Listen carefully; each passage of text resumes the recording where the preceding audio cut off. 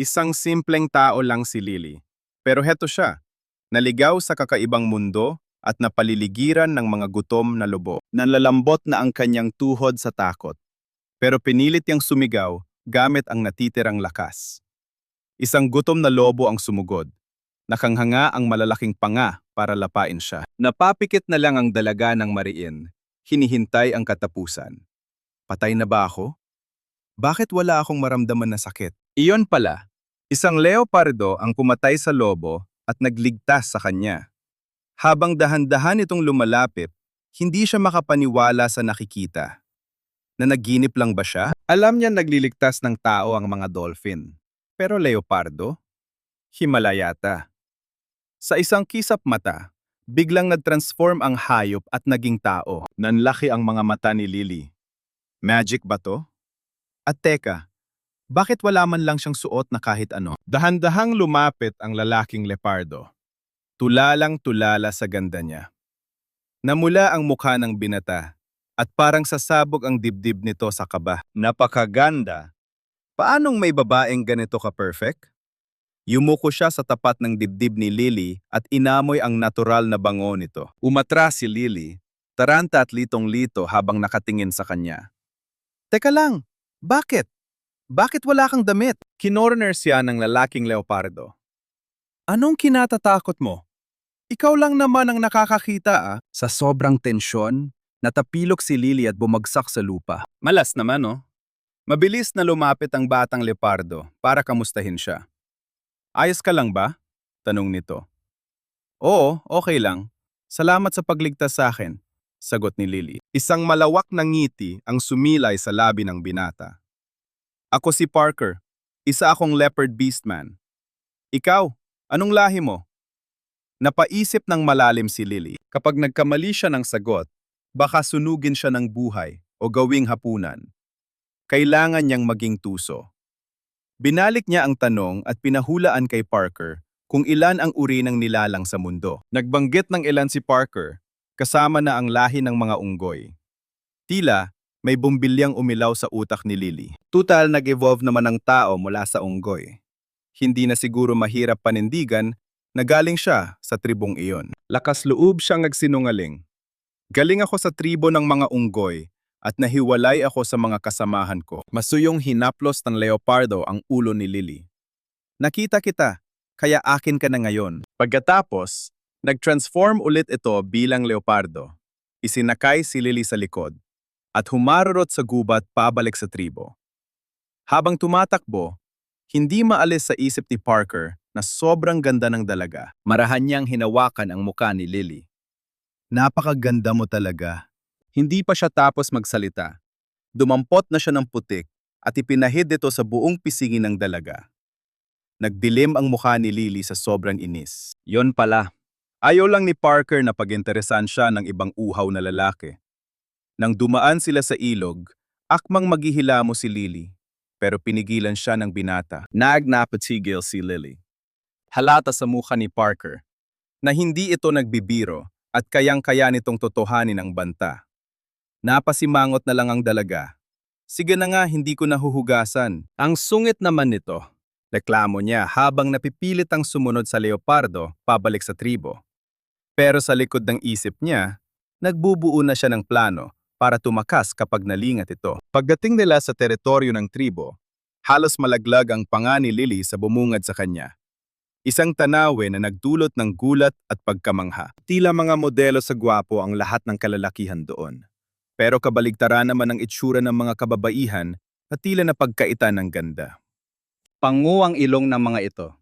Singkit ang mata at lantad ang malalaking tiyan dahil sa suot nilang maiikling pangitaas. Agad na napako ang tingin ng lahat kay Lily dahil sa kakaiba niyang ganda at hubog ng katawan. Siguradong nabighani na ang buong tribo sa kanya kung hindi lang sana tadtad ng putik ang kanyang mukha. Nang mapansin ni Parker ang mga mapagnasang tingin, umunggal siya ng malakas bilang babala. Ako ang nakakita sa kanya. Babae ko siya. Subukan niyo lang na agawin siya sa akin. Dahil sa sinabi niya, agad na nag-init ang ulo ng isang babaeng may lihim na pagtingin sa kanya. Siya pa naman ang tinuturing na pinakamaganda sa lugar na yon at pinag-aagawan ng karamihang lalaki. Pero parang hangin lang ito kay Parker. Hindi niya ito pinansin at tuloy-tuloy na hinila si Lily papunta sa kanyang tirahan. Pagpasok nila, agad na nag-ihaw ng karne si Parker. Nagbaka sakali si Lily at nagtanong kung may kanin ba sila. Pero natigilan ang lalaki nang marinig ang salitang yon bago biglang nagdilim ang aura nito. Grabe pala ang pagkahumaling ng mga kababaihan dito sa kanin. Biruin mo, halos magpakamatay sa pagtatrabaho ang mga bruskong beastmen para lang maitanim yon. Hindi makapaniwala si Lily na ikamamatay ng mga dambuhalang ito ang simpleng pagsasaka. O sige na, hindi na ako titikim niyan. Bakit kailangan mo akong sigawan?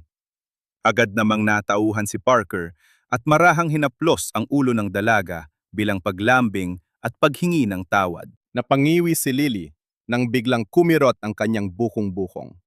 Sinuri ito ni Parker at nakitang namamaga na pala ang kanyang pilay. Malungkot na inamoy ni Parker ang sugat.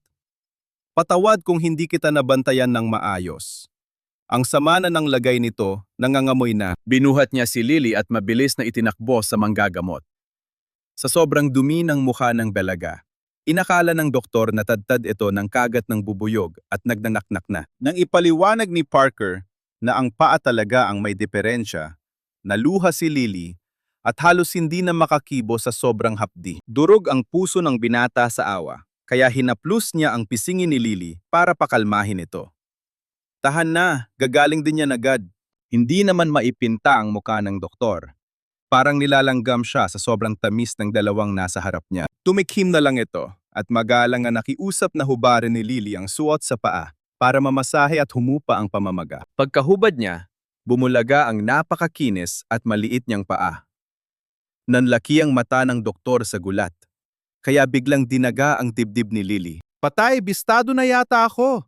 Iba ba ang itsura ng paa ng mga beastmen? Hawak-hawak ng doktor ang paa niya na tila ba nakakita ng ginto sa sobrang pagkamangha. Napakaganda! Tulala niyang tinitigan ang paa ng dalaga, halos matulala sa ganda sabay lunok ng laway dahil sa tindi ng pagkahumaling. Kitang-kita yon ni Parker, kaya umugong ang malakas niyang ungol. Oy, bawal tumingin! Gamutin mo na siya, na yun din! Natahuhan naman ng doktor at dali-daling kumuha ng gamot. Mukhang nagsisisi pa sa inasal. Pagbalik niya, may bit-bit siyang parang luya na ikinagulat ni Lily. Teka, hindi ba panahog yan sa ulam? Seryoso ba siya? Kaya ba niyan pagalingin ang napilay kong paa? Hiniwan ng doktor ang ugat at dahan-dahang pinahid sa namamagang bukong-bukong niya. Laking gulat niya, ang sarap sa pakiramdam. Pero teka, biglang nag-alboroto sa selos si Parker. Tinulak niya palayo ang doktor kay Lily. Nagkatinginan sila ng masama. Ang bigat ng tensyon sa hangin na parang pwedeng hiwain. Dahil ipinagpilitan ni Parker na siya na ang maglalagay ng gamot. Walang nagawa ang doktor, kundi maging saling pusa sa gilid. Gustong-gusto na niyang sipain palabas ang lalaking to. Doon lang na-realize ni Lily na ang mga gamot pala sa mundong ito ay puro mga pampalasa lang sa kusina. Biglang kuminang ang mga mata niya. Tinanong niya kung saan makakakuha ng marami. Dahil gustong magpapugi sa dilag, sinabi ng doktor na pwede niyang iuwi lahat kung gusto niya. Halatang hindi natuwa si Parker. Pumagyat na agad siya sa dalawa at binulyawan ng doktor. Hindi kailangan ng babae ko ang mga regalo mo. Babayaran kita ng pagkain. At para alam mo, sinabi niyang ako lang ang gusto niyang kapareha. Parang piniga ang puso ng doktor. Nakita ni Lily ang lungkot sa mukha nito at napaisip. Hala, may gusto rin ba siya sa akin? Grabe, diretsahan pala talaga ang ligawan sa mundong ito. Inabot ng doktor ang maliit na supot ng mga rekado kay Lily at lumiwanag agad ang mukha ng dalaga. Yes, sa wakas, hindi na matabang ang kakainin ko. Hinablot ni Parker ang supot, binuhat ng mabilis si Lily at humanda nang bumalik sa lungga nila. Bago umalis, binantaan niya ang doktor na huwag pormahan si Lily. Tiningnan lang siya nito ng masama at pinalayas na sila. Mahigpit ang pagkakayakap ni Parker kay Lily. Parang takot na may magnakaw sa kanya kapag kumurap lang siya saglit. Pagka-uwi, nag-alala si Parker na baka gutom na ang alaga niya, kaya pumilas agad siya ng malaking hita ng manok. Kinagat naman ito ni Lily. Ang kunat na, ang tabang pa. Nilabas niya yung mga rempahado galing sa doktor, pinadurog kay Parker, at pinawisik sa inihaw na karne. Nanlaki ang mga mata ng batang leopardo. Takot na baka malason si Lily. Gamot yan na, bawal mong kainin yan. Dahil ang tigas ng ulo, napilitan si Lily gamitin ang secret weapon niya. Ang maglambing. Sige na please, tikman mo lang kahit konti. Promise, okay lang to. Pagkakita sa inosente at cute niyang mukha, parang mahuhulog ang puso ng binata. Paano ba naman siya tatanggi? Ibinudbod niya ang durog na pampalasa sa karne at biglang bumango ang buong paligid. Akmang isusubo na sana ni Lily nang biglang habluti ni Parker ang karne na kasing bilis ng kidlat. Gusto muna niyang tikman para siguraduhing walang lason bago pakainin si Lily. Pinanood siya ng dalaga habang sarap na sarap sa pagkain. Halos tumulo na ang laway sa gilid ng labi nito. Ninamnam ni Parker ang bawat kagat.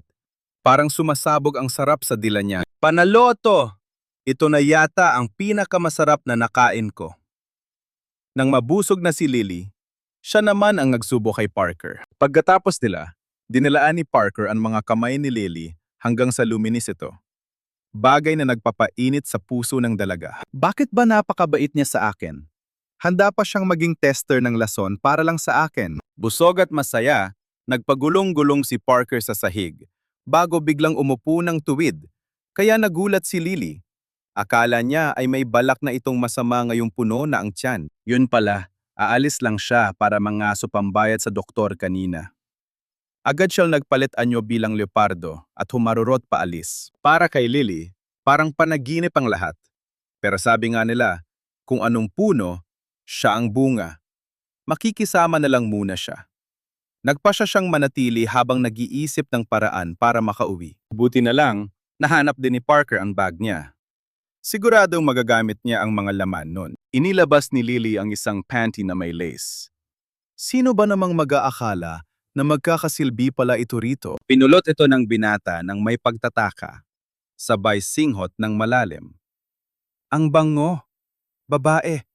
Ano tong bagay na to? Namula ng husto si Lily at mabilis na binawi ang hawak nito. Lily ang pangalan ko, hindi babae. At wag mo ngang pakialaman ang gamit ko. Inalapit ng leopardo ang mukha niya.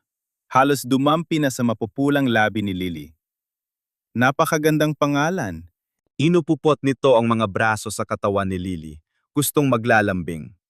Para maprotektahan ang kanyang first kiss, agad na tinulak ni Lily ang gwapong mukha nito palayo. Hindi manalo si Parker sa lakas niya, kaya binitiwan na lang siya. Tiningnan niya si Lily mula ulo hanggang paa. Pakiramdam niya'y kakaiba ang suot nito at masyadong agaw atensyon sa labas. Nagdesisyon siyang igawa ito ng bagong damit. Nanlaki ang mata ni Lily sa gulat. Hindi niya akalain na ang inosenteng leopardo na ito ay marunong palang manahi. Inilabas naman ni Parker ang dibdib niya, puno ng yabang at kumpiyansa. Pinaikot niya si Lily para makuha ang sukat nito. Habang tinitingnan ng dalaga, parang namagnet ang mga mata ni Parker at hindi na maalis sa kanya. Tapos, habang nagsusukat, napisil niya ng bahagya ang dibdib ni Lily. Napitlag at tumili ang dalaga sabay takip sa katawan at atras. Ano sa tingin mo ang ginagawa mo, manyak? Turo naman ni Parker sa sarili, litong-lito. Anong manyak? Isa akong leopardo. Pinasuyo niyang bumalik si Lily para matapos ang sukat. Takot naman si Lily na mapagsamantalahan, kaya tumanggi siyang lumapit. Sinabing hindi na niya kailangan ng bagong damit. Nagtaka naman si Parker kung bakit ganun na lang ang galit ni Lily sa isang maliit na pisil. Lumapit si Parker at marahang hinimas ang ulo ni Lily. Sabay pangakong hinding-hindi na niya ito pipisil na madiin. Napilitan na lang si Lily na pumayag na ipagtahi siya ng damit. Sa bilis na daig pa ang isang lalaking uhaw sa pag-ibig ng 18 taon. Natapos agad ni Parker ang tinatahi niya sa isang kisap mata. Napangiwi si Lily nang makita ang tabas. Sobrang gulo ng tahe. Ano to? Alupihan na ginawang damit? Mas maganda pa yata tingnan ang totoong insekto kaysa rito. Pagkakita sa diring-diri niyang mukha, biglang bumagsak ang balikat ng ating binata. Pilit ng ngiti na lang ang isinukli ni Lily at nagkunwaring type niya to. Sige, susuotin ko to. Pagkatapos maligo. Pagkarinig sa salitang ligo, nanigas si Parker. Nagpanik ang lolo nyo. Takot na baka dumiretso ang dalaga sa ilog at masilipan ng ibang mga barako. Isang iglap, kalmado na naman siya. Nagpresenta pang mag-igib para sa bahay na lang ito maligo. Grabe ang mood swing ng lalaking to. Parang roller coaster. Pinuno ni Parker ang banyera, pero ayaw umalis. Gusto pang makijoin sa ligo. Ayon, talsik siya palabas ng pinto. Bigla niyang sinara lahat ng bintana hanggang sa magdilim ang buong kwarto. Takang-taka naman si Lily sa drama ng lalaking to at kung anong binabalak niya. Dahil sobrang dilim, inisip ni Lily na safe na siya at walang makakakita. Kaya deadman na lang. Sa labas, abot tenga ang nisi ng tusong tigre. Nayon, solong-solo ko ang view, walang kahate. Sa loob, naghubad na si Lily. Sumilip si Parker at bumulaga sa kanyang isang tanawin na parang nagbukas ng bagong dimensyon. Nanlaki ang mata niya at muntik nang tumalon palabas ang puso sa dibdib. Ganito pala ang feeling kapag may sarili kang babae? Napasabunot siya sa sarili, parang nababaliw. Hala, magiging isa na ba ako sa mga tangang hayop na nawawala sa sarili dahil sa pag-ibig? Habang naliligo, nakaramdam si Lily ng kakaibang hangin. Paglingon niya sa pinto, boom! Kitang-kita ng matang lawin ang kanyang makinis na balat. Namula ng sobrang mukha ni Parker. Kulang na lang tumulo ang laway niya sa sahig. Sa gulat ni Lily, napaatras siya sa banyera at tumili. Manyak! May manyak dito! Sa taranta, nag-transform agad si Parker bilang leopardo at karipas ng takbo. Una ulo siyang sumisid sa ilog para palamigin ang nagiinit na dugo. Pero di pa rin siya mapakali. Doon lang na-realize ni Lily ang kapalpakan niya. May night vision nga palang mga pusa. Naiyak sa hiya si Lily habang nakatakip na mukha. Gusto na niyang lamunin ng lupa sa sobrang embarrassment. Sakto namang pumasok ulit ang binata. Sinalubong siya ng matalim na tingin ni Lily. Gamit ang mga matang ng hinggilid ang luha. Napakamot na lang ng ulo si Parker. Tara, tulog na tayo.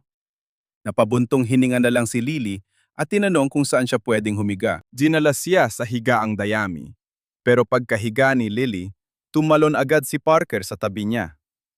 Niyakap siya ng mahigpit at naglalambing na parang bata. Pumalag si Lily pero wa-epek. Inangat ng binata ang baba niya at bumulong. Huwag kang matakot. Dahan-dahan lang ako. Kinilabutan si Lily sa sinabi nito. Kaya nanipa at tanuntok siya ng wagas. Pero habang nalalaban, lalo lang humihigpit ang yakap ni Parker. Makalipas ang 2 oras na wrestling, bigo pa rin siyang makascore. Sumuko na rin ang tigre, pinigil ang init ng katawan, at nakontento na lang sa pagyakap kay Lily habang natutulog. Kabog ng kabog ang dibdib ni Lily. Ni hindi siya makagalaw sa takot at kaba. Kaya ayon. Dilat ang mata hanggang mag-umaga. Kinabukasan, napabalikwa siya nang maramdaman ang dila ng tigre na gumigising sa kanya. Nakahiga sa tabi niya ang binata na parang maamong tuta. Ang lambot ng mukha mo. Namumula agad pag dinidilaan. Speechless si Lily. Tinakpan niya ang bibig at nanlisik ang mata. Bakit nakahubad ka na naman? Magbihis ka nga. Nakakahiya. Tumalikod si Parker para maghanap ng putik na ipapahid sa mukha ng dalaga. Masyado raw kasi itong maganda. Siguradong may dududukot kapag lumabas ng ganyan. Beast mode si Lily. Kasalanan na ba maging maganda ngayon? Kakalinis ko lang eh. Ayoko na ng putik. Kinuha niya ang eyeliner sa bag at tinatad ng tuldok ang sariling pisngi. Akala niya magmumukha siyang engkanto, pero lalo lang siyang naging cute tingnan. Tuwang-tuwa naman ang inosenteng tigre. Akala niya sobrang pangit na ni Lily para magustuhan ng iba.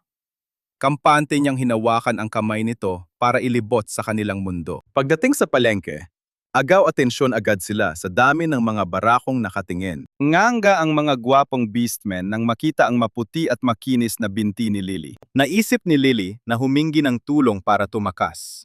Pero nahihiya siyang lumapit sa mga strangers. Sakto, may nakita siyang grupo ng mga babae. Lalapit sana siya para makipag-friends at humanap ng kakampi. Kaso humarang si Odora, ang babaeng patay na patay kay Parker. Padabog itong lumapit, nanlilisik ang mga matang parang isdang bilasa habang nakasimangot. Ikaw ba yung pinulat ni Parker na tadtad ng pekas? Walang-wala ka sa ganda ko, no? Sabay pulupot kay Parker at himas sa dibdib nito. Parker, fertile ako ngayon. Kung gusto mo, kaya kitang bigyan ng isang batalyong anak. Nag-alboroto naman ang mga kasalukuyang asawa ni Odora at nagsigawan sa selos. Biglang naawa si Lily sa mga lalaki rito. Kailangan pa nilang pumila at magmakaawa sa asawa para lang magkaanak. Nag-init ang ulo ni Parker nang makita niyang naawa si Lily sa ibang lalaki. Sa tindi ng selos, basta na lang niyang iwinaksi si Odora palayo. Salamat na lang pero teke na ako. Nanggigil sa inis si Odora. Halos madurog ang ngipin sa galit habang sinisigawan si Lily. Matalim kung makatingin si Odora, puno ng lason ang mga mata.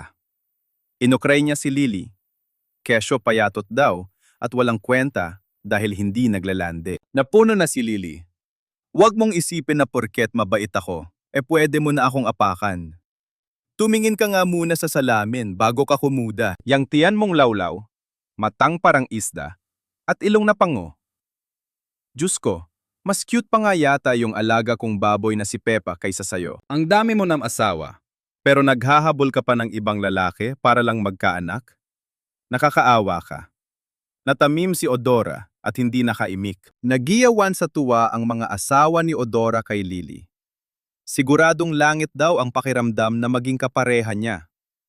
Lalo tuloy nag-usok ang ilong ni Odora sa galit. Nagpapapansin ka lang naman sa mga lalaki, di ba? Sigurado akong baog ka. Kaya sino namang magkakagusto sa isang tulad mo? Biglang may sumingit na malambing na boses. Ako, si Harvey, ang doktor. Na-love at first sight siya kay Lily at tatanggapin niya ito kahit hindi pa ito magkaanak. Pero hanggang pasasalamat lang ang nararamdaman ni Lily. Kung hindi dahil kay Harvey, malamang lumpo na siya ngayon. Biglang sumulpot ang karibal ni Parker at ayun na naman. Nagsimula na naman ang gulo sa pagitan nila. Hindi kailangan ng babae ko ang pagkagusto mo. Kahit hindi siya magbuntis, wala akong pakialam, sa akin lang siya. Deadma lang si Harvey at sinabihan si Lily na lumapit lang kapag kailangan ng gamot. Pero dahil bida-bida si Parker, ipinadyabang niyang kabisado na niya ang amoy ng damo at siya na mismo ang kukuha. Habang mangyayari ang lahat, hindi maalis sa isip ni Lily ang issue tungkol sa pagkakaroon ng anak. Bakit ba sigurado si Odora na baog ako porket wala akong heat period? Bigla namang lumapit si Parker at inamoy-amoy siya. Lily, ang bango-bango mo. Bakit biglang bumango ang amoy mo? Sa sandaling iyon, nakaramdam si Lily ng kirot sa kanyang puson. Patay. Dadat na yata ako. Napahawak siya ng mahigpit sa braso ni Parker at napumilit na umuwi na sila agad. Pero wala pang isang segundo, may tumulong dugo sa binti niya. Nakita ito ng lahat at napatulala sila sa gulat. Ang regla pala ang tinatawag nilang mating season. Halos sumabog sa tuwa si Parker nang ma-realize ito. Binuhat niya si Lily, umunggal sa tagumpay, at tumakbo ng kasing bilis ng lalaking 18 taon ng uhaw sa pag-ibig, hanggang sa mawala sila sa paningin. Napahiya na naman si Odora. Sa di kalayuan, may babaeng galit na tumabig sa isang basket ng mga bulaklak. Ang mga matay nandidilim sa selos. Humanda ka sa akin, Lily. Pagka-uwi nila, agad nagparamdam si Parker. Gusto na niyang magkaanak. Umilag si Lily at idinahilang musmos pa siya at delikadong magbuntis. Napataas ang kilay ni Parker. Hindi ba't ang pagkakaroon ng heat ay senyales na ganap ka ng babae at pwede nang magbuntis? Walang naisagot si Lily. Kaya inalang na lang niya kung anong edad karaniwang dinadatnan ang mga babae sa mundong yon. Kampanteng sumagot si Parker na nasa 15 o 16 na taon. At minsan lang sa isang taon mangyari. Halos maiyak si Lily sa sobrang inggit. Kinaumagahan, dinalhan siya ng maalalahaning leopardo ng malambot na bulak para gamiting pad. Sobrang ginhawa nito at solub na ang problema niya. Tinapik niya sa ulo ang binata. Ang galing mo naman. May dala ring masasarap na karne si Parker, pampalakas. Tumulo ang laway ni Lily sa dami ng pagkain. Bakit parang piyesta naman yata ang handa natin at ang sarap ng mga to? Habang mabilis na kumakain, sumagot si Parker. Meron ka ngayon, kaya kailangan nating dalawa ng lakas. Napakunot no si Lily. Siya ang dinudugo. Kaya gets niyang kailangan niya ng sustansya. Pero para saan yung sa leopardo? Isang nakakalohong nisi lang ang isinagot ni Parker. Kailangan ko ng lakas para mabuntis ka at makabuo tayo ng pamilya. Nakatapos lang ng dalaw ni Lily, pero atat na agad ang batang leopard na si Pingan siya. Siyempre, nainis si Lily at tumanggi ng todo. Subukan mo lang ulit. Magpapahatid na talaga ako pabalik sa gubat. Nanlaki ang mga mata ni Parker sa takot. Ganun mo ba talaga ako kaayaw? Nang makita ang malungkot niyang mukha, lumambot ang puso ni Lily. Hindi naman sa ayaw ko sa'yo, Parker. Masyado pa kasing maaga para dyan. Bigla nagseryoso si Parker at pinaalala sa kanya na hindi lang mababangis na hayop ang nasa gubat. May mga ligaw na beastmen doon na walang awa. Kapag nahuli ka nila, gagawin ka nilang paanakan hanggang sa mamatay ka. Kapag pumalag ka, bubugbugin ka nila ng malala. Kinilabutan si Lily sa narinig. Ano ba yung mga ligaw na beastmen na yan? Bakit ang lala nila? Sila yung mga cold-blooded na beastmen na iniiwasan ng mga babae, parang mga ahas at butiki. Nang hina ang mga tuhod ni Lily at nanayo ang balahibo niya sa takot, mabilis siyang umiling at sinabing hindi na siya aalis. Dahil alam niyang hindi natatakas si Lily, hindi na naman nakapagpigil ang leopard at akmang lalapit ulit. Hindi na alam ni Lily ang gagawin sa kulit nito, kaya ginamit niya ang secret weapon niya, ang magpa-cute at maglambing. Parker, kilalanin muna natin ang isa't isa bago yan, okay? Bakas naman sa mukha ni Parker ang frustration, pero hindi umubra ang pakiusap. Pinapairal na kasi niya ang animal instinct niya. Nagalit si Lily at lumabas ng bahay para magpahangin. Napadpad siya sa gilid ng nayon at nakakita ng gulay na pwedeng kainin ng hilaw. Habang sarap na sarap siya sa pagkain, biglang bumigay ang lupang tinatapakan niya at tuloy-tuloy siyang nahulog. Buti na lang mababaw ang bagsak, kundi pilay sigurado ang inaabot ng balahang niya. Sa ilalim, may napulot siyang tela. Napakadulas, parang sutla sa lambot, at tila may mga kaliskis pa. Mukhang hindi ito basta-bastang tela. Dinala niya ito pauwi para ipasuri kay Parker. Isang tingin pa lang ni Parker, namutla na siya at agad na tinabig ang hawak ni Lily. Nagulat sa reaksyon niya. Nagtaka ang dalaga kung ano bang meron sa bagay na yon. May ligaw na beastman sa paligid. Kinilabutan si Lily sa sinabi nito. Pero tela lang naman ang hawak niya kanina. Anong kinalaman nito sa exile? Ipinaliwanag ni Parker na balat ng ahas yun na sadyang iniwan para mangakit ng babae. Sa sobrang galit ni Parker, gusto na niyang sunugin ang balat na yon noon din. Pinigilan siya ni Lily. Katwiran niya hindi sa kanila yon, kaya dapat isauli. Bago pa makagalaw si Parker, hinablot na ni Lily ang balat at kumaripas pabalik sa pinaghulugan niya. Sa daan, hinarang siya ng isang nilalang. Teka, sino to?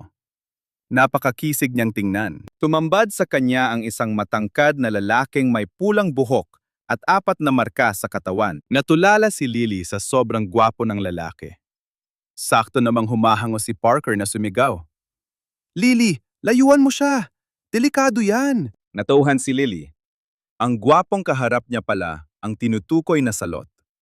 Sa takot, napaatras siya at muntik nang matumba. Sasalpok na sana siya sa lupa nang saluhin siya ng ahas at hinila palapit sa dibdib nito. Hawak pa rin. Ang ganda mo naman. Wala ka pang marka ng kapareha. Bata ka pa ba? Delikado ang mahulog sa kamay ng isang ahas. Agad na nag-transform si Parker bilang isang mabangis na leopard para iligtas siya. Pero wala siyang binatbat sa lakas ng kalaban. Isang hampas lang ng buntot ng ahas, tumalsik siya at nahilo. Dahil mahal niya si Lily, pinilit niyang tumayo at lumaban kahit na masakit. Nakita ni Lily na sugatan na si Parker, kaya sinigawan niya ito. Tumakbo ka na! Pero sa halip na tumakbo, umungol ng malakas ang leopard. Isang tawag ng saklolo. Dumating ang mga mandirigma ng tribo. Pero natigilan sila bago pa makasugod. Ibang klase ang ahas nito. Isa siyang 4-striped beast, isang mandirigmang may pambihirang lakas.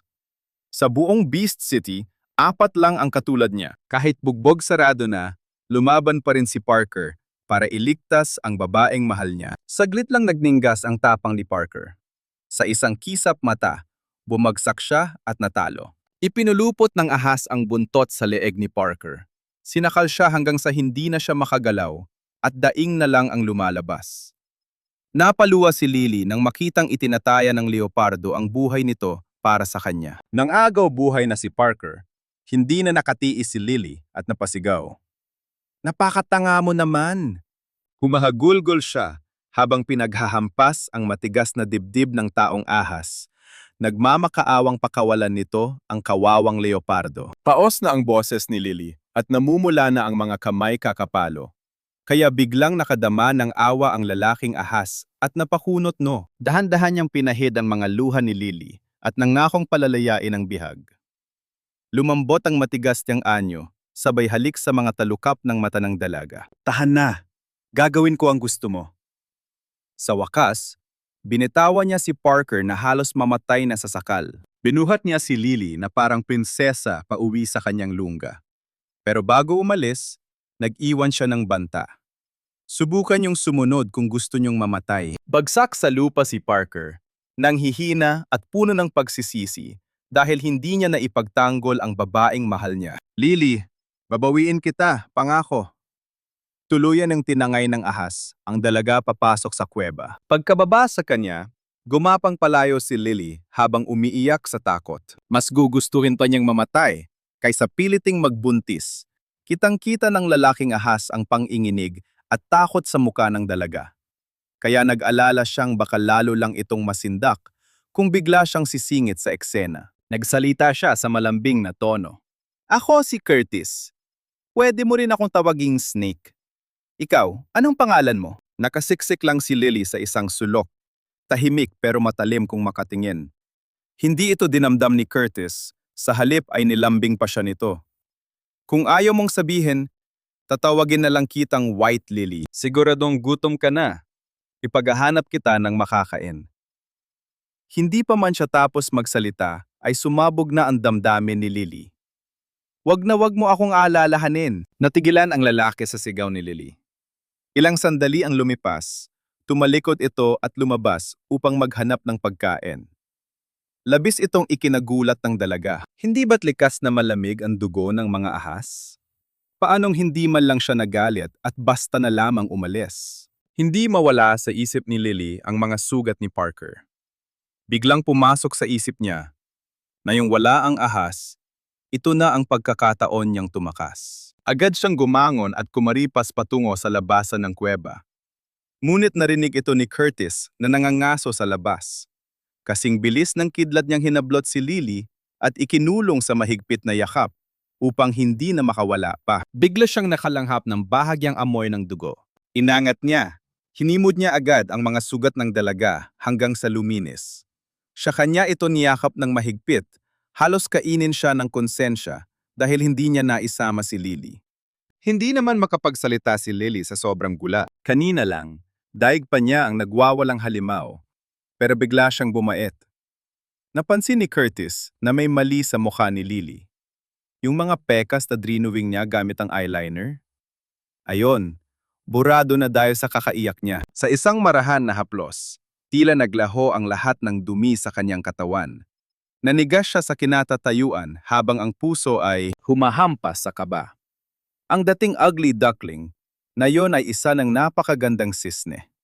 Lumapit si Curtis bitbit ang isang malaking puting kuneho at iniyabot ito sa kanya. Heto, kainin mo ng hilaw. Hindi na kailangan lutuin. Nabaligtad ang sikmura ni Lily sa duguang hayop. Halos masuka siya. Talagang isa itong halimaw na may malamig na dugo. Napaiyak si Lily. Nagmakaawang ayaw niya ng hilaw. Dahil sa awa sa kaawa-awang itsura nito, hindi natiis ni Curtis na pagbigyan ang gusto niya. Kinatay niya ang kuneho at sinimulang ihawin habang pinaghintay si Lily. Kaso, nag-inarte si Lily at sinabing ayaw niya ng karne ng kuneho. Dahilan para mataranta si Curtis kung ano ang gagawin. Biglang hirit ni Lily, kanin ang gusto niya. Ang nakakagulat, pumayag si Curtis.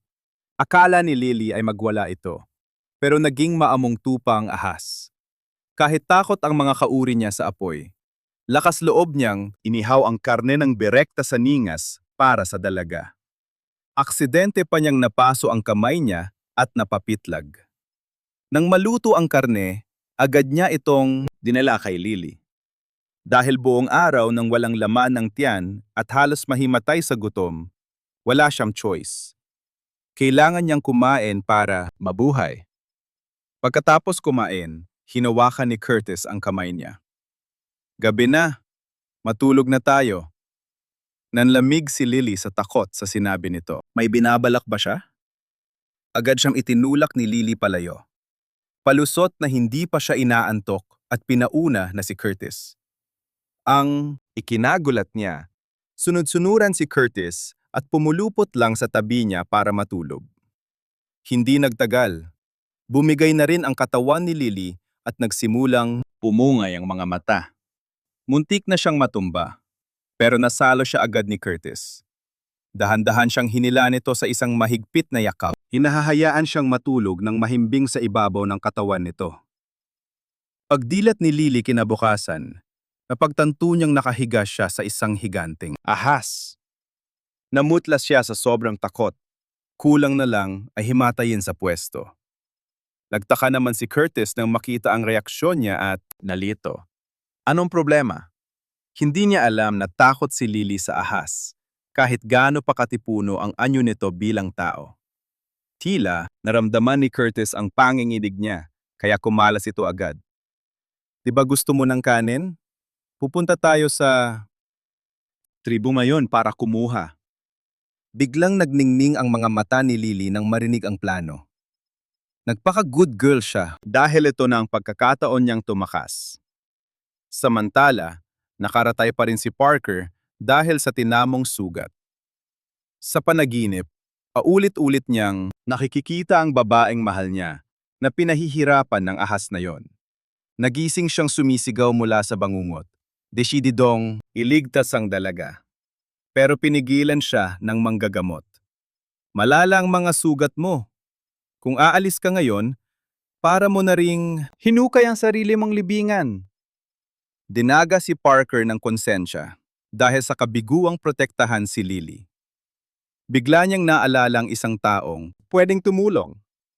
Ang nanay niya, ang reyna ng Beast City. Sa bilis na daig pa ang isang binata na single sa loob ng 18 taon, humagibis siya pabalik sa Kapitolyo. Lumuhod siya sa harap ng ina. Mukhang kawawa. Ma, tulungan niyo ako. Halos himatayin ang reyna sa itsura ng anak. Anak ko, anong nangyari sa'yo? Sino ang gumulpi sa'yo ng ganito? Halos hindi na kita makilala. Ikinuwento ni Parker ang lahat, kung paano dinukot ng ahas si Lily at kung paano siya binugbog nito. Nagdilim ang paningin ng reyna sa galit. Ang lakas ng loob niya. Ninakaw na nga ang manugang ko, sinaktan ta ang anak ko, pupugutan ko siya ng ulo. Kaya dinala ni Curtis si Lily sa tribo ng mga tupa. Nanginig sa takot ang mga tupa pagkakita sa kanila. Hindi lobo ang dumating, kundi isang dambuhalang ahas. Nang masilayan nila ang ganda ni Lily habang buhat-buhat ito, napuno ng ingit at selos ang mga batang lalaking tupa. Ang babaeng hawak ng ahas, napakaganda niya. Narinig ito ni Curtis at binigyan sila ng nakakamatay na tingin. Nagnanasa kayo sa babae ko? Naghahanap ba kayo ng sakit ng katawan? Isang hampas lang ng buntot niya, tumalsik silang lahat. Pumunta si Curtis sa bilihan ng bigas at naglabas ng isang Crystal Energy Stone. Halos lumuwa ang mata ng pinuno ng mga tupa sa tuwa. Sa sobrang saya, gusto na niyang umiyak. Ang isang batu ay katumbas na ng asin para sa buong tribo sa loob ng isang taon. Napasayaw siya sa tuwa at inutusan ang lahat na ilabas ang lahat ng bigas nila. Nagulantang din si Lily. Ang batong kasing liit nun, kayang bilhin ang supply ng bigas ng isang buong tribo. Bigla siyang nahilo at nawala ng malay. Mabilis siyang nasalo ni Curtis. Iningatan na huwag mauntog ang ulo. Nablangko ang isip ni Lily. Yakap-yakap siya ni Curtis, na mukhang iiyak na sa pag-aalala, parang batang nakabasag ng pinggan. Makalipas ang ilang sandali, nagkamalay na rin si Lily. Nahimatay ba ako? Narinig niyang sigawan sa labas, kaya napaupo siya. Yung matandang, tupa pala, sinesermonan si Curtis dahil sa kapabayaan. Lumabas si Lily para sabihing ayos lang siya. Nagmamadaling lumapit si Curtis para alalayan siya. Wala to. Trangkaso lang siguro. Galit na galit pa rin ang matandang tupa at pinagmumura si Curtis. Hindi makapaniwala si Lily. Napakadelikado talaga ng mga babae sa mundong to. Low blood at sipon lang, akala mo, mamamatay na ako. Inabutan siya ng sopas na luya ng matanda. Kapag masama ang pakiramdam mo sa susunod, magsabi ka. Walang alam sa pag-aalaga ang mga ahas. Hahayaan ka lang niyan magdusa ng tahimik. Nagpasalamat si Lily, pero mukhang gustong lunukin ng buo ni Curtis ang matandang tupa sa inis. Nang makitang okay na si Lily, binuhat siya ni Curtis at nagpaalam sa matanda. Habang nasa daan, kumalam ang sikmura ni Lily. Sa sobrang gutom, parang kaya niyang kainin si Curtis ng buhay. Narinig ito ni Curtis, kaya naglabas siya ng isang supot ng bigas at inalok itong kainin ng hilaw. Napanghanga na lang si Lily sa hindi makapaniwala si Lily sa narinig. Nagjo-joke ka ba? Litong-lito naman si Curtis. Akala niya kasi kailangan ding ihawin ang kanin. Napanghanga na lang si Lily sa kanya. Kung marunong magluto ang ahas, baka tumubo na rin ang pakpak ng baboy. Problema ni Lily kung saan siya magluluto. Pero laking tuwa niya nang makakita siya ng kumpol ng kawayan sa harapan. Perfecto para sa bamboo rice. Sinabi niya agad kay Curtis na kailangan niya ng putol na kawayan para paglagyan ng bigas. Isang kumpas lang ng daliri ni Curtis, hiwa na agad ng pulido ang kawayan. Bilib na bilib si Lily. Gawa ba sa itak ang mga kuko ng lalaking to? Nang makita niyang gulat na gulat ang dalaga, nagyabang si Curtis na sobrang talas ng mga kaliskis niya. Inalok pa niyang bubunot siya ng isa para ibigay kay Lily bilang souvenir. Akala ni Lily, nagbibiro lang siya, pero seryoso niyang binunot ang isang kaliskis mula sa katawan niya. Iniabot niya ito kay Lily sabay, paalala na mag-ingat sa paghawak. Kahahawak pa lang ni Lily, agad na humapdi ang daliri niya. Hiwa na pala. Mabilis pa sa 4:00. Sinubo ni Curtis ang sugatang daliri ni Lily para linisin ito. Pinagalitan niya ito at sinabing kapag hindi siya nag-ingat, pabawiin niya ang regalo. Nagpanik si Lily at sumigaw. Ayoko! Binigay mo na sa akin to, kaya akin na to. Bawal bawiin. Nang hako siyang magiging mas maingat na siya mula ngayon. Hindi napigilan ni Curtis na mapangiti. Gusto niya ang kaliskis ko.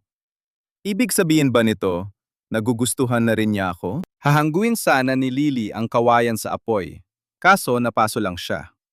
Mabuti na lang at nakaalalay ang kanyang ahas na kasama. Sa isang astig na pitik ng daliri, nahati ang kawayan at tumambad ang mabangong kanin. Pagkatapos nilang kumain, naglakad na sila pabalik sa kanilang kuweba. Pagdating nila sa lungga, ibinandera ni Curtis ang kanyang hubad na katawan. Nanginginig sa takot si Lily sa isang sulok, pero wala siyang kawala nang biglang pumulupot sa kanya ang buntot ng ahas. Hinila siya ni Curtis palapit, at grabe, ang lagkit ng tingin nito. Nagpupumigla si Lily. Anong balak mo? Yun pala, gusto lang siyang gawa ng damit para hindi ginawin. Wala nang pasikot-sikot nang makita niyang nag-aalinlangan ng dalaga. Walang sabi-sabing pinyunit niya ang manipis na damit ni Lily at inihagis ito ng napakalayo. Gulat na tinakpan ni Lily ang kanyang dibdib. Napakamanyak mong ahas ka! Walang hiya! Umiiyak siyang sumiksik sa sulok. Nataranta si Curtis at agad siyang inamo. Patawad, nasaktan ba kita? Inakbayan niya si Lily, at in fairness, ang sarap sa pakiramdam ng yakap niya. Agad na bumitaw si Lily, at idinikit ang katawan sa malaking bato para matakpan ang sarili. Gustong-gusto na niyang gawing sabaw ang ahas na to. Aalalayan sana siya ni Curtis tumayo, pero parang linta siyang nakadikit sa bato at ayaw gumalaw. Napabuntong hininga na lang ang binata. Nang hako siyang hindi na ito hahawakan dahil ayaw niyang maging marahas. Sa wakas, kumalma rin si Lily kahit nangingilid ang luha. Tinapon mo ang damit ko. Paano ako aalis dito? Dahan-dahang lumapit ulit si Curtis. Napaurong agad si Lily nang akmang hahawakan siya nito. Sumuko na lang si Curtis dahil mukhang hindi talaga papatinag ang dalaga. Bahala ka. Kung gusto mong manigas sa lamig at magkasakit, diyan ka lang. Epektibang pananakot niya. Nataranta si Lily at biglang napatayo sa harap niya. Nablangko ang isip niya. Lumapit si Curtis at dahil sa kuryosidad, sinundot nito ang dibdib ni Lily. Kaya ayon, nag-alboroto ang dalaga. Manyak na hayop! Nagtaka naman si Curtis sa sinabi niya at inosenteng nagtanong kung ano ang ibig sabihin ng manyak. Sagot naman ni Lily, ang manyak ay kakaibang nilalang na gaya mo. Ano na, akala ko ba gagawan mo ako ng damit? Tuwang-tuwa si Curtis dahil pumayag si Lily na suotin ang gawa niya. Kumuha siya ng balat ng ahas, binutasan ito, at parang magic na biglang nagkaroon ng instant dress. Isinuot ni Lily ang bagong bestida. Komportable naman pero maluwag masyado. Kung mas fit sana ng konti, perfect na. Nang marinig yun ni Curtis, pinaghintay niya si Lily at mabilis na lumabas. Naghanap siya ng matulis na tinik ng halaman para gawing karayom. Hindi inakala ni Lily na marunong manahi ang isnaberong ahas na to. Bumilis ang tibok ng puso niya habang pinagmamasdan ng seryoso nitong muka. Gwapo naman pala siya kung tititigan ng malapitan. Biglang tumingala si Curtis at sinalubong ang tingin ni Lily ng may paglalambing. Kanina pa siya nakatingin.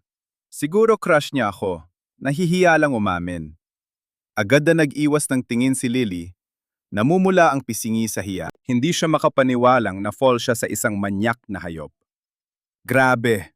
Nakakahiya talaga. Swak na sa kanya ang inayos na damit. Pero biglang nagbago ang ihip ng hangin nang ituro ni Curtis ang palda ni Lily at utusang hubarin yon. Halos malaglag ang panga ni Lily. Gusto lang pala siyang igawa ng bago. Todo tanggi siya. Baka kasi samantalahin na naman ang pagkakataon at hipuan siya kung ano-anong palusot ang ginawa niya. Pero wala siyang kawala sa mga pananakot at pambobola nito. Kaya bumigay na rin siya. Inabot ni Curtis ang tapos na palda. Mukhang Diyosa si Lily sa bago niyang bihis. Kaso masyadong maluwag ang laylayan at parang ang presko masyado sa ilalim. Gumawa siya ng triangle gamit ang mga kamay. Pasimpleng nagpapahiwatig na kailangan niya ng panloob na ternong-terno doon. Walang kaabog-abog na pumayag si Curtis. Samantala, nahanap ng mga tropa ni Parker ang lumang damit ni Lily at sinimhot ang naiwang amoy doon. Inamoy ng leader nila ang hangin. Amoy ahas. Alam nilang malapit lang ang mga ito, kaya agad silang naghiwa-hiwalay para maghanap. Biglang hinablot ni Curtis si Lily at tumalon sa tubig habang mahigpit na tinatakpan ang bibig ng dalaga. Pagkaahon nila sa pampang, agad na tinalaka ni Lily ang lalaki at nagpumilit na ibalik siya sa tribo. Bakas naman sa mukha ni Curtis ang pagtutol. Ginawa ko to dahil gusto kong iparamdam sa'yo ang tunay kong nararamdaman. Ikaw ang mundo ko. Kapag nawala ka, para na rin akong pinatay. Kaso, hindi umubra kay Lily ang mga madamdaming banat niya. Mas lalo lang itong nagpausok sa ilong ng dalaga. Sino ba talaga ako sa'yo? Napakamanyak mo! Ang mga salitang binitawan niya ay parang libo-libong langgam na kumagat sa puso ni Curtis. Nataranta si Lily sa titig nito. Hala, lagot, nagalit yata. Pero nakakapagtaka, nanatiling kalmado si Curtis at mukhang hindi naman nabadtrip. Sa halip, inayos pa nito ang damit niya. Tingnan ko nga ang suot mo. Mabuti naman, hindi nabasa.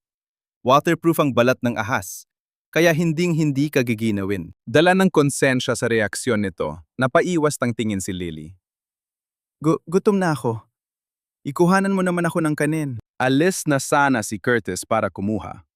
Pero bigla siya na nagalinlangan nang magtanong si Lily, paano kung makasalubong mo ulit yung mga humahabol sa akin? Anong gagawin mo? Walang kagatol-gatol siyang sumagot. Papatayin ko silang lahat. Nanindig ang balahibo ni Lily sa sobrang takot. Para mapigilan ang binabalak nito, sinabi niyang ayaw na niya ng kanin at magpahuli na lang ng isda. Biglang nakaramdam ng panganib si Curtis.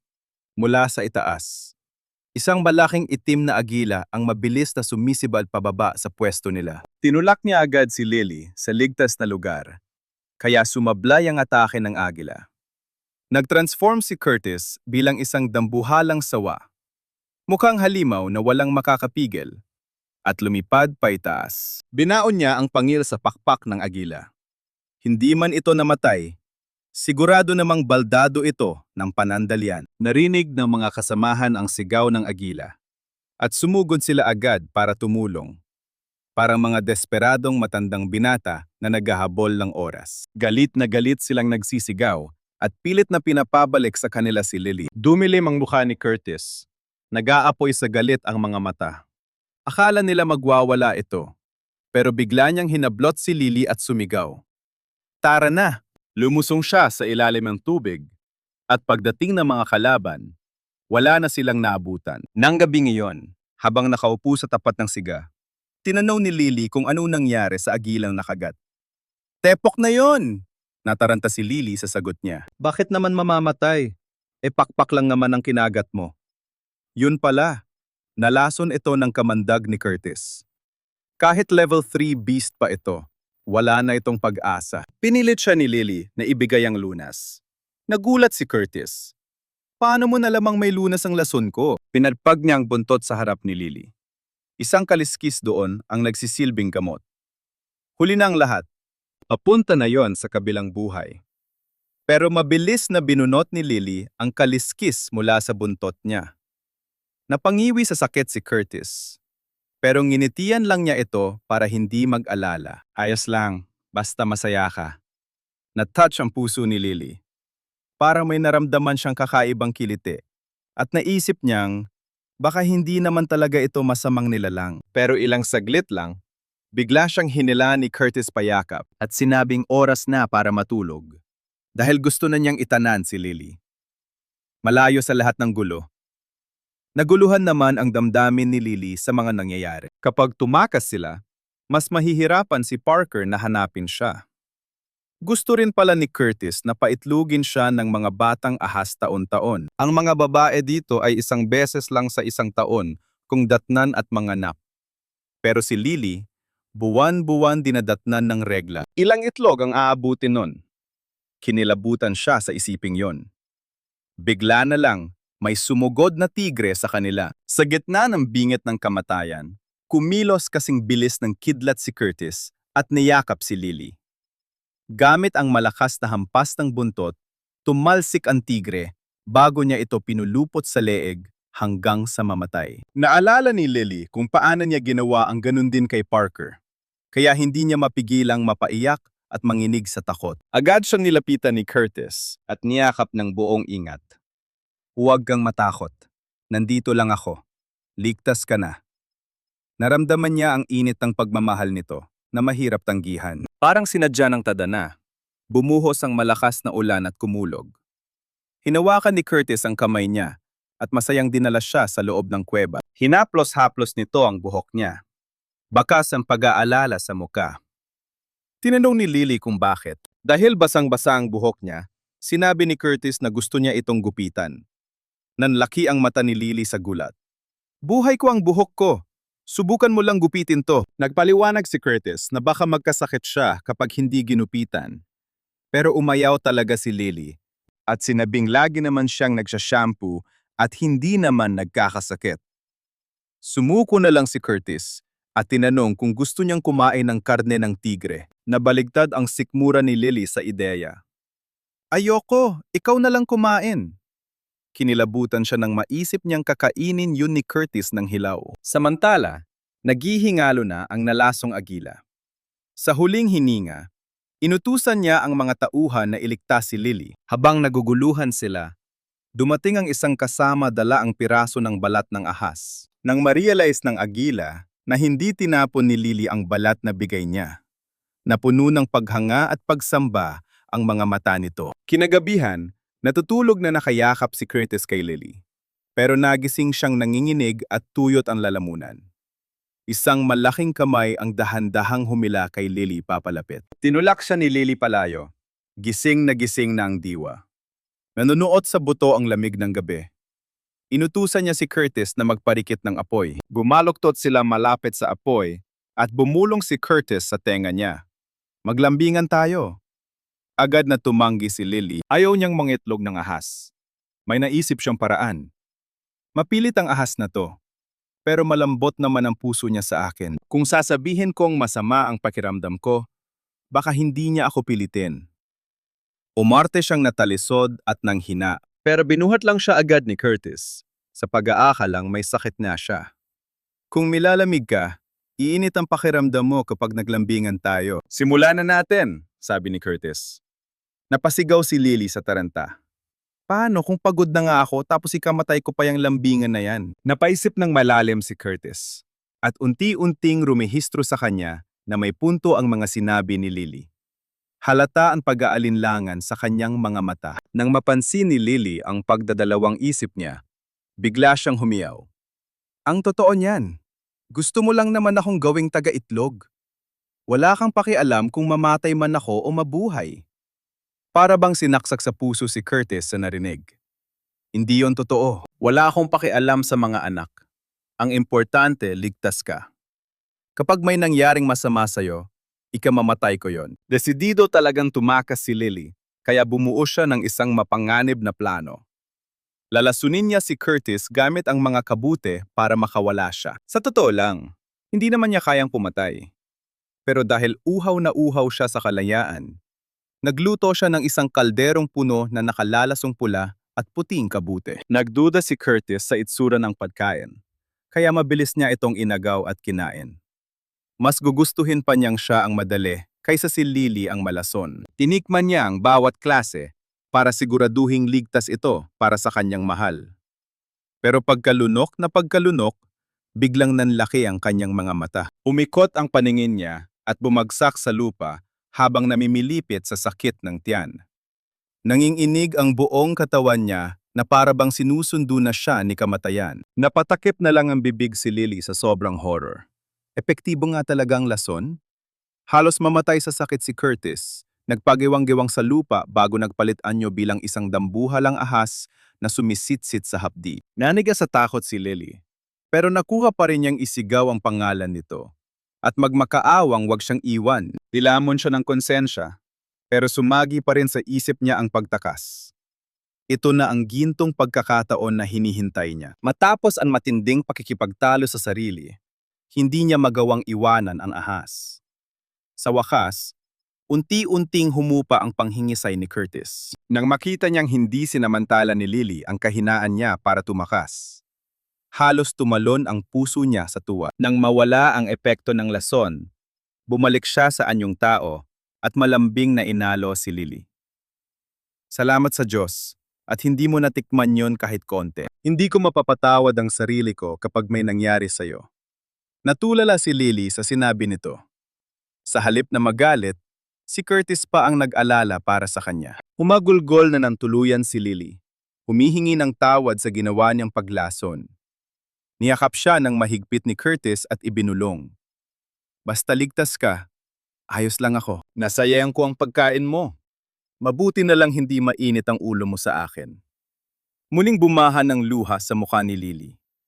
Napakatanga mo talaga. Ang masabihan ng tanga ng babaeng mahal niya ay tila musika sa pandinig ni Curtis, kaya napatawa siya sa saya. Taranta namang sinuri ni Lily ang mga sugat niya. Hindi alam ang gagawin. Hinawakan ni Curtis ang kamay ni Lily at dinala pa balik sa kanilang lungga. Biglang napagtanto ni Lily na hamak na mas mabuting lalaki si Curtis kumpara sa 80% ng mga lalaki na kilala niya sa mundo ng tao. Pagdating sa bunganga ng kuweba, laking gulat nila nang madatnang nagkakagulo ang mga pinipilit siya ni Curtis na magpahinga na lang habang nag-aayos ito. Pero hindi pumayag si Lily na petiks lang siya.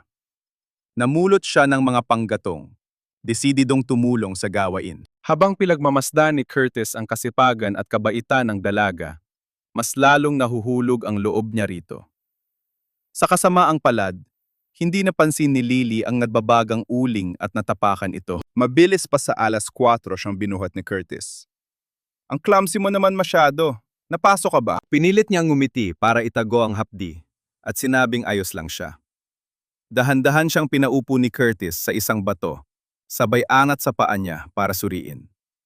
Diyan ka lang at huwag kang gagalaw, kundi hahalikan kita. Para siyang rebultong na negas sa kinauupuan. Napakunot naman ang noo ni Curtis sa naging reaksyon niya. Ganon mo ba kaayaw na mahalikan kita? Bigla niyang hinablot ang kamay ni Lily at madiin itong hinalikan. Sinamantala ni Curtis ang pagkakataon para magnakaw ng halik habang tulala ang dalaga. Bagay na ikinagulat nito ng husto. Nang matauhan siya sa nangyari, agad siyang bumuwelta. Walang hiya kang manyakis na ahas ka! Sa kabilang banda, halos mabaliw na si Parker sa paghahanap kay Lily. Mahigpit niyang hawak ang retaso ng damit ng dalaga habang kumikirot ang puso sa sobrang pag-aalala. Hindi na siya makakapaghintay pa. Kahit na may iniinda siyang sugat, kailangan niyang panindigan ang responsibilidad niya bilang lalaki. Nagpalitan niya siya bilang isang leopardo at mabilis na tumakbo para hanapin ito. Lily, hintayin mo ako. Ililigtas kita. Sa kabilang dako, kinakabahan naman si Lily sa paparating niyang dalaw. Pasimple niyang sinulyapan si Curtis. Siguradong magyayaya na naman itong gumawa ng milagro. Paano na ang gagawin niya? Napansin ni Curtis ang pananahimik niya at inakalang gutom lang ito. Nagsimula siyang maghanda ng makakain, pero masyadong balisa si Lily para kumain. Biglang may pumasok na ideya sa isip niya. Nagtungo siya sa ilog at dahan-dahang lumusong sa tubig. Halos manginig siya sa ginaw dahil singlamig ito ng yelo. Grabe, nanunuot sa buto ang lamig. Sinadya niyang magbabad para magkasakit at maantala ang kanyang regla. Bagay na hinding-hindi dapat tularan ni Numan. Paglingon niya sa pampang, laking gulat niya nang makitang wala na doon si Curtis. Naghanap kaya yon ng makakayan? Sa isang iglap, bigla na lang itong lumitaw mula sa tubig at mahigpit siyang niyakap, habang ang mga matay punong-puno ng pagmamahal. Pero sa halip na kiligin, halos mamatay sa takot si Lily. Tinulak niya ito palayo at inutusang bantayan ng apoy para hindi masunog ang kanin. Mabilis namang sumisid pabalik si Curtis, pero lumitaw din agad para isakay si Lily sa kanyang likuran. Para silang nakikipagrera habang binabagtas ang kahabaan ng ilog, isang masayang karanasan na panandaliang nagpalimot sa lahat ng kanyang alalahanin. Makalipas ang ilang araw, dinala ni Curtis si Lily sa isang lugar na napakaganda at mabanggo. Pero bigla siyang nakaramdam ng kaba nang makitang tensyon sa mukha nito. Nahawa rin si Lily sa takot. Hindi nila alam, may isang itim na agila na palang nag-aabang sa kanila mula sa himpapawid. Kitang-kita ng agila na malayo si Curtis, kaya sinamantala nito ang pagkakataon at bumulusok pababa kay Lily na kasing bilis ng kidlat. Kinilabutan si Lily nang maramdaman ang malamig na hangin sa likuran, at paglingon niya, bumungad ang dambuhalang ibon na pasugod sa kanya. Agad ipinulupot ni Curtis ang katawan niya kay Lily para sanggahan ng atake. Kaya siya ang tinamaan at nasugatan ng matatalim na kuko ng agila. Mabilis niyang dinala si Lily sa ligtas na pwesto at gumanti ng atake. Nakaiwas ang agila pero tinaman pa rin ito ng malakas na hampas ng buntot ni Curtis, dahilan para mawala ito sa balanse. Nagbanta ang kalaban na kapag hindi ibinigay sa kanya si Lily, tatapusin niya ang sarili niyang buhay. Alam ni Lily na puro dada lang ang ibon na to. Imbes na iligtas siya, balak pa siyang patayin para lang mapuwersa si Curtis. Hibang ba siya? Nagalit ng husto si Curtis at agad tinago si Lily sa likod niya. Ang lakas ng loob mo. Pero hindi nagpatinag ang agila. Kapag namatay ang babaeng yan, ikaw ang sisisihin ng lahat, Curtis. Sumabog na ang galit ni Curtis. Ibinuka niya ang kanyang malaking panga at nagbanta. Sinumang mangahas na saktan si Lily ay mamamatay. Sinugod niyang muli ang agila, pero mabilis itong nakaiwas. Habang papalayo, sumigaw ito ng malakas. Mahirap siyang iligtas, pero napakadaling tapusin ang buhay niya. Kanina lang, sa wakas ay nahanap na rin ni Parker ang babaeng matagal na niyang pinapangarap. Tuwang-tuwa si Lily nang makita siya.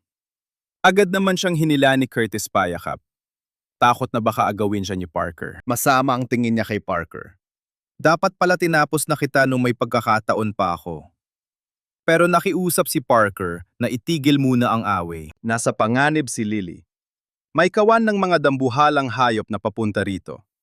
Giit niya, naroon lang siya para protektahan ang dalaga. Napasinghal lang si Curtis at hindi siya pinansin. Binitbit niya si Lily pabalik sa kuweba. Binuhat niya ito at sinabing, "Sa ibabaw ng katawan ko, ikaw matulog. Mas malambot dito." Hindi nakaimik si Lily.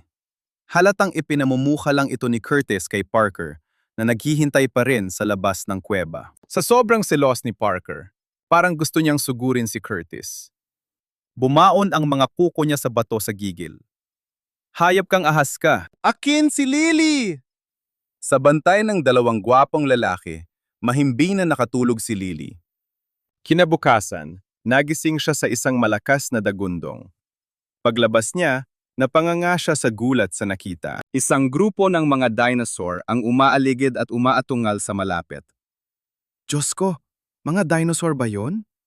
Nanginghinig siyang nagtago sa likuran ni Curtis. Sumilip si Parker mula sa batuhan sa itaas. "Huwag kang matakot, Lily. Proprotektahan kita." Sinamaan siya ng tingin ni Curtis. Napangiti na lang ng alanganin si Lily. Alam niyang pumasok si Parker sa teritoryo ni Curtis nang walang paalam. Pero kahit galit ang ahas, hindi pa naman ito nananakit. Kumalam ang sikmura niya, kaya pumunta siya sa ilog para maghugas ng bigas. Bigla siyang may napansin sa tubig. Anino ng isang agila. Yun ba yung itim na agila? Isang saglit lang, may malaking itlog na bumagsak mula sa langit at tumama sa kanya. Napasigaw siya. "Lechek na ibon yun! Ano to? Papatayin niya ba ako gamit ang itlog?" Inamoy ni Curtis ang itlog at bigla na lang tinulak si Lily sa tubig at mabilis na kinuskos ang katawan nito. "Sira ulong ahas ka! Kanina binagsakan ng itlog, na yun naman gusto mo akong lunurin?" Nang makita ito ni Parker, nagpalit anyo siya para sumugod. Pero sumigaw si Curtis. "Kung ayaw mo siyang mamatay, huwag kang lalapit." Binalawa ni Curtis si Lily mula ulo hanggang paa bago inahon sa tubig. Napatigil si Parker at nakahinga ng maluwag. Ipinaliwanag ni Curtis na itlog yon ng hari ng mga halimaw. Sinadya yon ng agila para kuyugin sila ng mga hayop at mapilitan si Curtis na iwan si Lily. Tama nga ang hinala niya. Palakas na ng palakas ang dagundong. Nauna nang tumakbo si Parker habang hinihingal, nanlalambot ng mga tuhod. Tumalon siya sa puno. Buti na lang naalala niya sa huling sandali na magaling palang umakyat ang mga leopardo. Hinabol ng mga halimaw si Curtis habang buhat si Lily ng ilang milya. Nagwawala ang mga hayop dahil sa amoy ng itlog na kumapit kay Lily. Para iligtas ang dalaga, tumakbo siya hanggang sa maubos ang lakas niya. Nang makita ni Lily ang pagod niya, nakonsensya siya at pinakiusapan itong magpahinga muna. Pero takot si Curtis na maabutan sila, kaya tuloy lang siya sa pagtakbo habang tumatagaktak ang pawis. Nag-aalala si Lily na baka pabigat lang siya. Ramdam niya ang panginginig ng mga braso ni Curtis habang yakap siya ng mahigpit. Napansin ni Curtis ang takot sa mukha niya, kaya yumuko ito para halikan siya at sinabing huwag mag-alala. Nagpumilit si Lily na ibaba siya. Pero biglang nagtapat ng damdamin si Curtis. "Hinding-hindi kita bibitawan. Mamatay man ako, sisiguraduhin kung nasa ligtas na lugar ka muna." Kinagat ni Curtis ang leeg ng isang kuneho at ipinainom ang dugo nito kay Lily. Buwan-araw na silang tumatakbo mula sa mga halimaw ng walang kain o inom. Kaya tuyot na siya at halos himatayin na. Nang mainom niya ang dugo, nasamid at napaubo si Lily. Tinanong niya kung ano yon. Pero nang makita ang patay na kuneho sa tabi, na-realize niyang hilaw na dugo pala ang ipinalunok sa kanya. "Bakit mo ako pinainom ng hilaw na dugo? Nakakadiri kaya." Akala ni Curtis ay nag-iinarte lang si Lily, kaya inalalayan niya itong tumayo. Hindi makapaniwala si Lily. Hindi naman umiinom ng dugo ang tao. Saan banda doon ang pagiging maarte? Nainis siyang umiwas ng tingin at tumangging uminom ulit. Kaya napilitan si Curtis na gumamit ng dahas. Ininom nito ang natitirang dugo at ipinasa kay Lily gamit ang kanyang bibig. Isang malakas na pakang umalingaw-ngaw nang sampalin niya si Curtis sa muka. Agad siyang nagsisi. Hindi niya dapat ginawa yon. Magagalit kaya siya? Pero imbes na magwala sa galit, tunog ng kumakalam na sikmura ni Lily ang narinig. Hindi man lang nagalit si Curtis. Sa halip, nag-alala pa ito kung nasaktan ba ang kamay ni Lily at inalok na hihipa niya ito. Nandidiri naman si Lily sa sarili. Amoy, lansa siya ng dugo mula ulo hanggang paa. Agad siyang dinala ni Curtis sa ilog. Halos hindi na maigalaw ni Lily ang kanyang katawan habang buhat siya ni Curtis sa pagtakas. Sa sobrang panghihina, nagmakaawa na siya. Ibigay mo na lang ako sa itim na agila. Mas lalong hinigpitan ni Curtis ang pagkakayap sa kanya. Akin ka lang. Hinding-hindi ako papayag na mapunta ka sa ibang lalaki. Nataranta si Lily at agad, nagpaliwanag na isa lang ang gusto niyang maging kapareha. Kapag pinili na niya si Curtis, wala nang puwang para sa iba. Binuhat siya ni Curtis. Ayaw pakinggan ang mga rason niya. Tama na ang salita. Hinding-hindi kita bibitawan. Pero sa isang iglap, sumulpot ang itim na agila na parang kidlat. Mapapapahamak siya ng dahil sa'yo. Nanggigigil na nagngit-ngit ang mga bagan ni Curtis. Ikaw ang magdadala sa kanya sa hukay. Pesteng itim na manok to. Hindi nakaimik ang agila. Isa akong divine eagle, hindi manok, okay? Isa pa, wala ka ng takas. Napalibutan na tayo ng mga dambuhalang halimaw. Kapag pinilit mo pang lumusot, siguradong katapusan mo na. Mas lalong idiniini Curtis si Lily sa kanyang dibdib. Nanginginig ang mga kamay habang pinipigil ang pot. Mahinang dumaing ang pagod na dalaga dahil sa sakit. Natauhan si Curtis na nasasaktan na pala niya ang babae sa sobrang higpit ng yakap. Sakto namang sumugod ang kawan ng mga mababangis na hayop. Ipinulupot ni Curtis ang kanyang buntot sa puno at inihagis sila paitaas sa sanga. Singhal ng agila. Ibigay mo sa akin si Lily. Gusto mo bang madami siya sa libing mo? Marahang hinaplos ni Curtis ang pisingin ni Lily. Mababakas ang bigat sa kanyang mga mata. Walang ano-ano'y inilagay niya ang kamay sa leeg ng dalaga. Nanlaki ang mga mata ni Lily sa takot at pagtataka.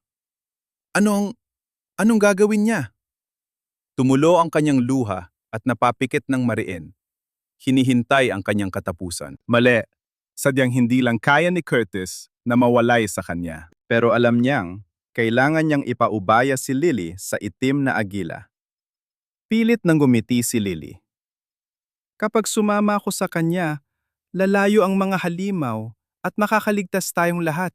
Sunduin mo na lang ako sa tribo. Sa isang iglap, mariing kinagat ni Curtis ang dibdib ni Lily. Napasigaw siya at napahawak sa dibdib. Anong ginawa mo? Nawala sa sarili si Curtis at idiniin ang katawan ni Lily sa puno. Dahilan para hindi ito makahuma. Balak ba niyang? Isang tili mabilis pa sa 4:00 ang pagdating ng agila. Labag man sa loob, inabot ni Curtis si Lily at inutusang dalhin ang dalaga sa ligtas na lugar. Parang pinipiga ang puso ni Curtis habang pinapanood silang papalayo. Pangako, babalikan kita. Dinala ng agila si Lily sa isang tagong lugar kung saan hindi sila basta-basta matutunton ng mga dambuhalang halimaw. Tinitigan siya ni Lily ng may halong pagtataka. Ikaw yung agilang naghulog sa akin ng higanteng itlog, di ba? Napayuko ang agila. Mukhang guilty at takot na baka magalit si Lily. Pero laking gulat niya nang biglang magpasalamat ang dalaga. Hindi ka galit sa akin? Ngumiti lang si Lily at sinabing, alam niyang ginawa yon ng agila para iligtas siya. Kaya malaki ang utang na loob niya. Halos maiyak sa tuwa ang agila, nakayuko pa rin sa sobrang hiya. Kakatapos lang niyang ibaba si Lily para makapagpahinga nang biglang sumulpot si Parker, parang asong ulol na dinilaan ang mukha ni Lily hanggang sa maging basang-basa ito. Gigil na gigil si Lily. Tipong gusto na niyang sakalin ito. Pero imbes na tumigil, hinila pa siya ni Parker sa isang mahigpit na yakap sabay kiskis ng ilong nito sa kanyang pisingi. Biglang napahawak si Lily sa dibdib niya dahil sa matinding kirot. Bagay na agad napansin ni Parker. Kaya nagtanong ito kung sinaktan ba siya ng ahas na yon. Biglang dinaga sa kaba si Lily at naisip na, naku, kapag nalaman niyang kinagat ako ni Curtis sa dibdib, siguradong pupunitin niya ang damit ko para lang ma-check yon. Nahagip ng mata ni Parker ang markang parang ahas sa binti ng dalaga. Kaya nag-init ang ulo niya at agad na nag-demand na magtalik sila. Gusto niyang palitan yon ng sarili niyang marka bilang pag-aari. Pumalag si Lily at itinulak siya palayo habang humahagulgol. Isinisigaw na ayaw niya ng kahit sino sa mga sandaling iyon. Wasak ang puso niya. Tapos, dumagdag pa itong si Agila na walang suot na pang-ilalim. Nang humihip ang hangin, hindi malaman ni Lily kung saan ibabaling ang tingin sa sobrang hiya. Nang mahimbing na si Parker ng gabing yon, lakas loob na nagsalita si Lily. Pwede ka namang pumasok at dito na matulog sa loob. Na ikinagulat at ikinatigil ng Agila. Agad na mula ang mukha ni Lily nang ma-realize niyang na-misinterpret yata siya nito. Iba nga naman ang kalakaran sa mundong ito. Masyadong agresibo at diretsahan ang mga relasyon. Natataranta siyang nagpaliwanag na sobrang lamig kasi sa labas at ayaw lang naman niyang manigas ito sa ginaw. Wala nang iba pang ibig sabihin yon. Mabilis pa sa 4:00 na pumasok ang Agila at humiga sa tabi niya habang nakatitig sa kanya ng puno ng pagmamahal at lambing. Sumiksik si Lily sa katawan ng leopardo at nakatulog. Kinabukasan, masarap ang unat ng inosenteng leopardo. Tuwang-tuwa na magdamag niyang mayakap si Lily. Pero wala pang isang minuto, biglang nagdilim ang paningin niya sa galit. Nakita kasi niyang nakisiksik din pala sa pagtulog yung itim na agila sa loob. Nag-apoy sa galit si Parker. Susugod na sana siya nang awatin siya ni Lily. Ako ang nagpapasok sa kanya. Natigilan ng leopardo. Parang pinagsakluban ng langit at lupa sa narinig. Gusto mo ba siyang maging mate? Agad na nagpaliwanag si Lily na sobrang lamig kasi at takot siyang maging yelo yung agila. Nakahinga ng maluwag ang leopardo. Rinig mo yon? Hindi kanya gustong maging mate. Ayaw lang niyang mamatigo ka sa lamig. Halatang nadismaya ang agila. Alam ko, hindi ko kailangan ng isang tulad mo para ipamukha sa akin yon. Bigla siyang nag-anyong tao. Nanlaki ang mata ni Lily. Ang gwapo pala nito. Nang makita yon, hinila agad ni Parker si Lily at binalingan ng agila. Kapansin, umikot lang ang mata ng agila at nag-iwas ng tingin, deadma sa kanya. Hindi naman makahinga si Lily, kaya pinaghahampas niya ang muka ni Parker. Bitawan mo ako, ang sakit ha? Agad bumitaw si Parker. Sorry, nadala lang ako masyado. Nasaktan ba kita? Sinubukan na naman niyang amoy-amoyin si Lily, pero tinulak siya nito palayo. Ang kaso, lalo pang ikiniskis ni Parker ang mukha niya sa kamay ng dalaga. Gigil na gigil si Lily na sampalin siya. Kapag di ka tumigil, kakapunin talaga kita. May naisip na akong paraan para matakasan ng mga halimaw. Pwede tayo magpahid ng putik sa katawan ko para matakpan ng amoy ng itlog, tapos tatakas tayo. Tumangmo ang agila. Bilib sa plano. Agad na naman siyang pinuluputan ni Parker ng buong lambing. Ang talino talaga ng Lily ko. Hindi kinaya ng agila ang pagiging third wheel, kaya umalis na lang para maghanap ng putik. Dudila-dila pa ang inosenteng leopardo para mang-asar. Napaikot na lang ang mata ni Lily. Napakaisip bata. Para naman mapasaya si Lily, umalis muna si Parker para maghanap ng makakain. Nang makaalis siya, tinitigan ni Lily ang marka ng kagat ni Curtis. Halos maghilom na to. Ang lalim ng baon ng ngipin niya noon ah. Bakit ang bilis gumaling? Ginamit ba niya ang healing power niya sa akin? Parang naramdaman ko ang bisa ng pagpapagaling niya. Napahawak siya sa marka ng hayop sa binti niya. Damang-dama ang kakaibang koneksyon kay Curtis. Bigla na lang, may dumagundong na umol sa di kalayuan. Kasalukuyang nakikipagbuno si Parker sa isang dambuhalang halimaw. Naamoy nito si Lily, kaya akmang susugod. Pero mabilis na kumapit si Parker sa leeg nito at bumaon ang matatalim na ngipin. Umalungal sa sakit ang higante at nagwala. Pilit na inualog ang ulo para matanggal ang binata. Tumalsik si Parker sa lupa, pero parang walang nangyari. Tumayo agad siya at sumugod ulit ng walang takot. Nangilid ang luha ni Lily habang pinapanood si Parker. Kitang-kita niya kung paano itaya ng binata ang buhay nito. Masiguro lang na ligtas siya sa kapahamakan.